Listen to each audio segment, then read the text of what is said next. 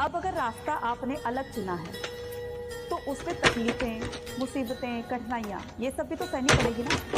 अगर भीड़ में चलते तो सब तुम्हारा साथ देते, लेकिन अब जब तुम उस रास्ते पर चल ही पड़े हो जिस पर चलकर तुम्हें तुम्हारी मंजिल मिलने वाली है, अब उससे पीछे मत हटना, डरना मत, घबराना मत। एक बार जब आप इस दुख तकलीफों वाले सफर से निकल जाएंगे, डेफिनेटली आपको आपकी मंजिल मिलेगी और यही आपकी सफलता, आपकी पहचान का कारण बनेगी। इसलिए अगर तुम्हें इस रास्ते पर चलते हुए अकेलापन महसूस हो रहा है, तो याद रखना, कल तुम्हारे पीछे खड़ी होगी।